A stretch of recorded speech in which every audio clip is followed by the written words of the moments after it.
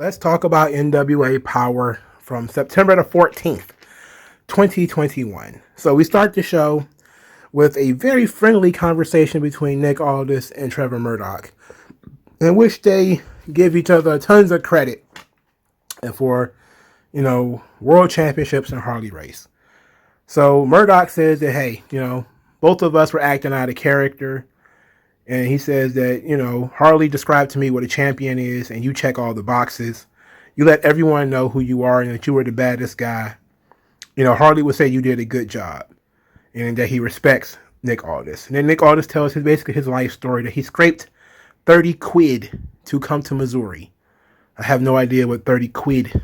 I know it's a British currency, but I have no idea what that relates to. But he starts talking about, how he scraped up 30 quid to come to Missouri for a chance to learn with Harley race, and was surprised to see a WWE Tag Team Champion there on his time off, passing around guidance to younger talent. And then said that, he always remembered that. And so when he wasn't working, he always wondered, what Trevor Murdoch was doing. And so he asked him to come to the NWA, where we show respect for men like you, for the championships, for the business. And we respect guys like you, and glad that if I had to lose, I'm glad to somebody like you, and that you deserve the opportunity to represent the NWA, the championship, and yourself. And I'm going to take a step away. I need some time off. And he said that, hey, if I can offer you any advice, just know this is going to be the hardest, most demanding time of your career. And they shook hands. So they successfully ended their feud.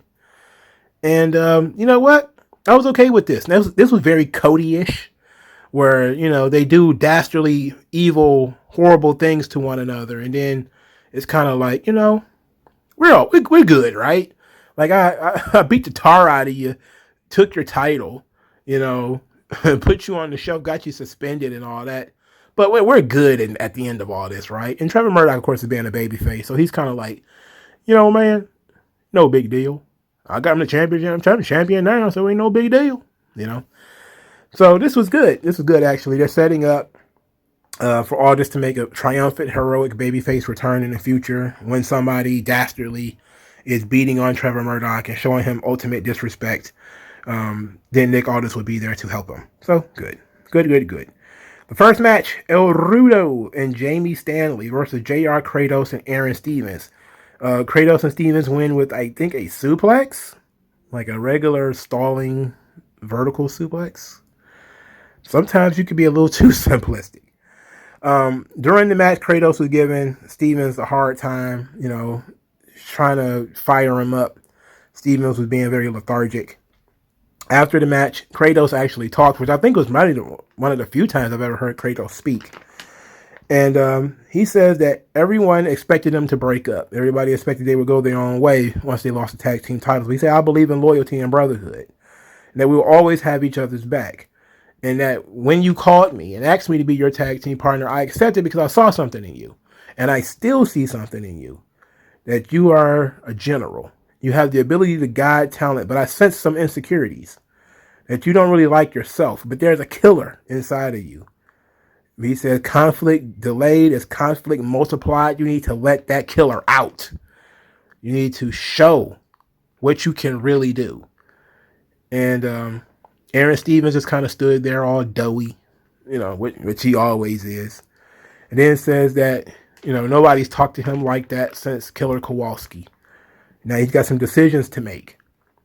And you know what? I love this. I love this segment. Kratos being the guy to give the pep talk is very interesting because Kratos was the guy who didn't want to be in the tag team in the first place. So he went from not wanting to be his partner to now saying, I'm always going to be your partner. I'm always going to have your back, because I see something in you that's special, So he went from not liking him to liking him a lot. Weird. But it still was very good. I'm not going to nitpick it to death. It was still very good.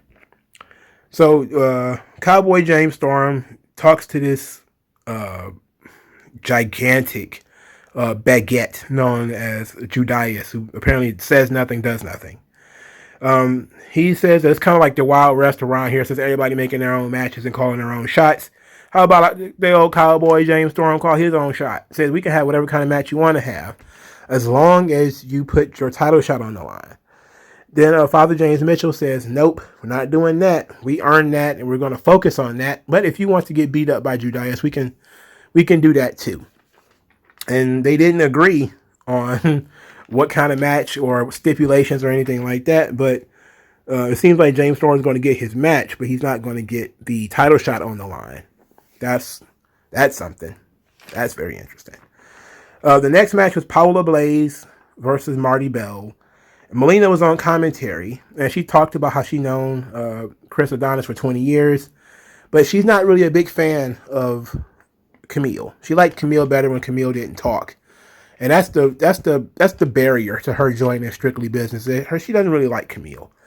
Paula Blaze and Marty Bell had an match. It was Marty Bell wins with the pedigree, which she calls the Hell's Bells.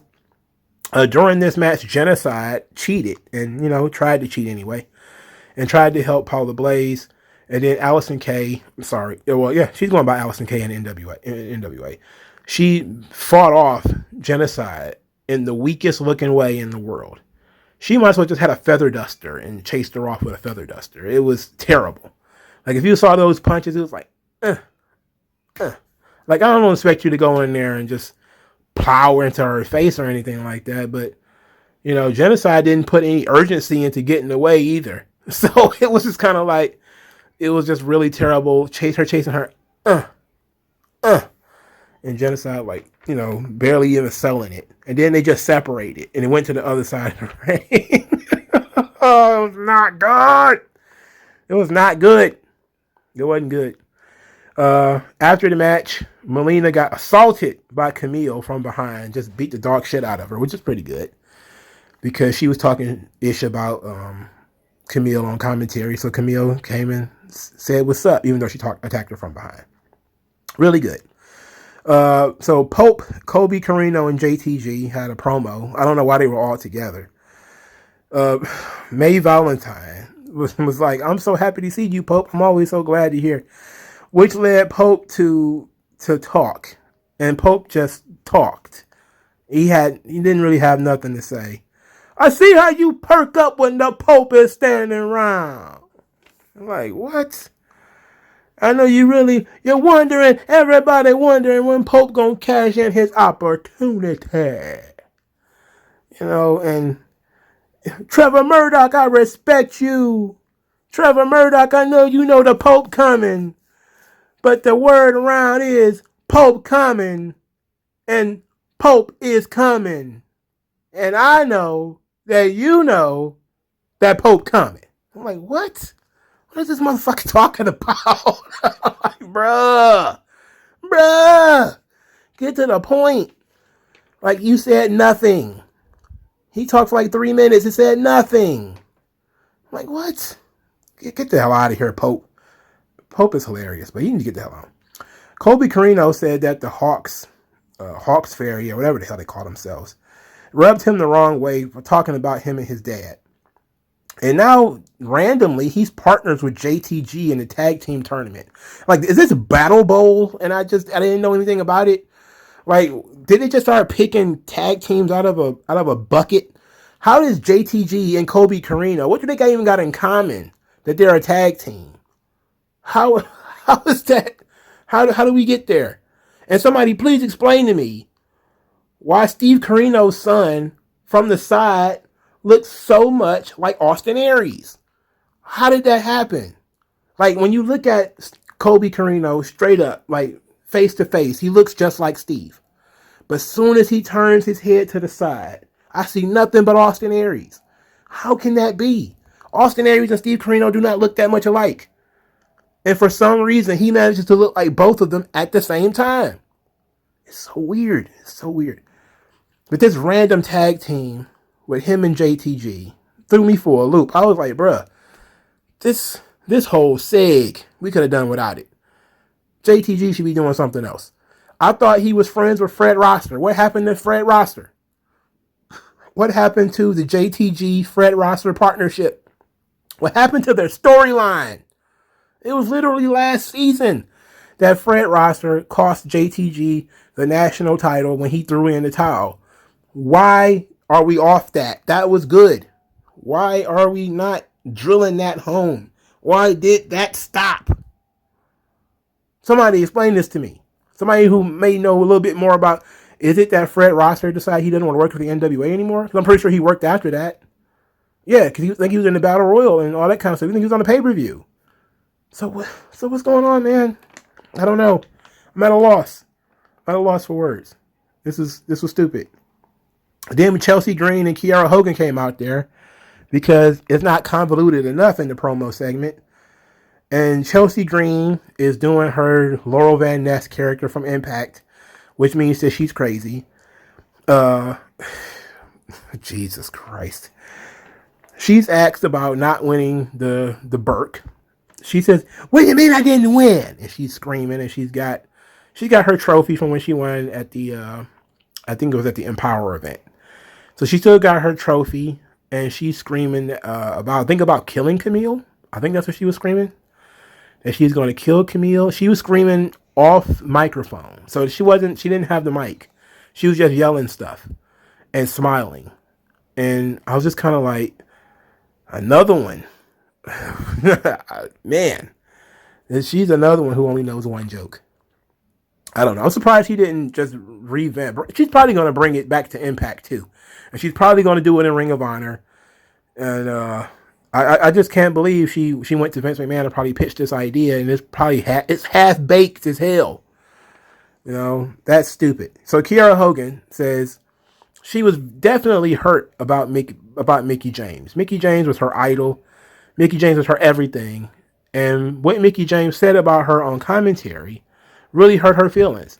But she didn't specify what Mickie James said.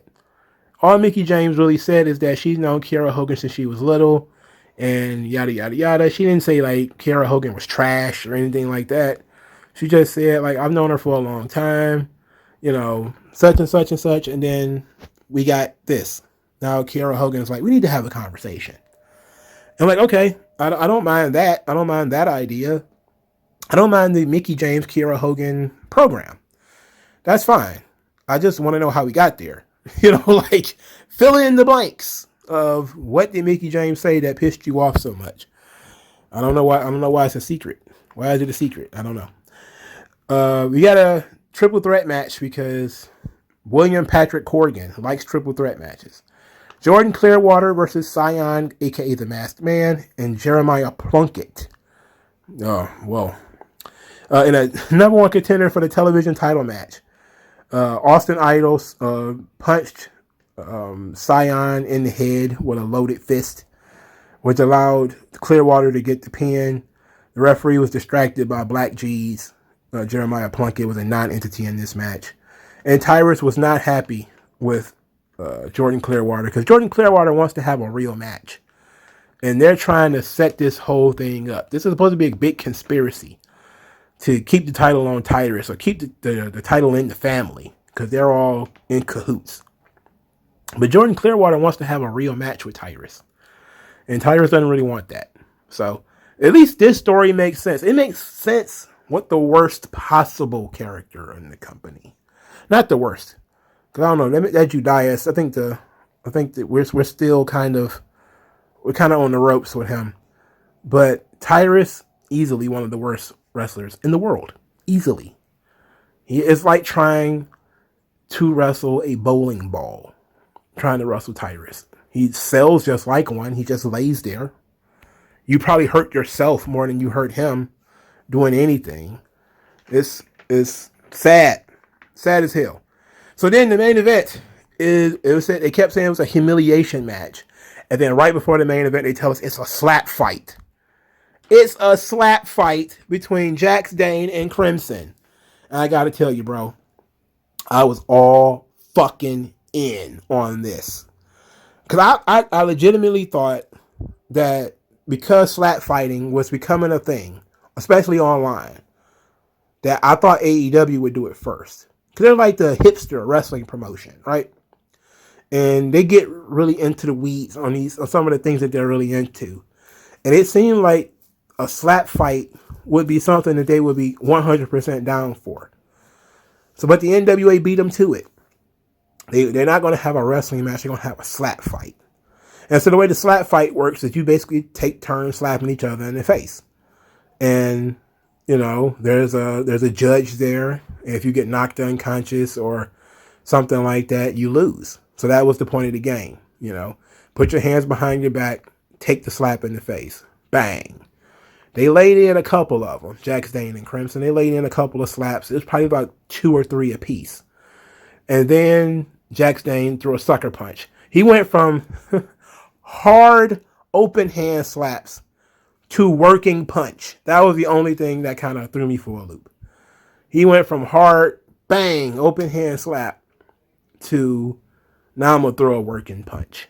Yeah, threw a work punch, to which, of course, Crimson took a bump. And he stomped him, and Trevor Murdoch was in the ring and tried to separate him. This led to Strictly Business running into the ring to jump Trevor Murdoch. This led to everybody else jumping into the ring to stop them. And next thing you know, the whole goddamn roster was out there, minus the women. They were fighting all over the place. I completely lost contract of who was going on. And I just threw my notes in the air and said, who cares? We'll figure it out next week. But apparently there's going to be a power surge next week. So I'm guessing there's not going to be an episode of NWA Power. It's probably just going to be a promo field episode with some taped match from somewhere else. So this show was solid. Obviously, they need some help or need some work filling in on some of the blanks on some of their stories and giving things time to breathe. But the top 2 stories being the tag team tournament, what outside of it coming across like Battle Bowl and just random teams put together of random people, folks who weren't even on the roster last season somehow are in the tournament this season. I didn't get that, but we're doing okay. You know, it was watchable, and I kind of enjoyed myself. But let me know what you guys think in the comment section below. Like, share, subscribe, donate. Thank you guys for your time, and I'll talk to you guys later.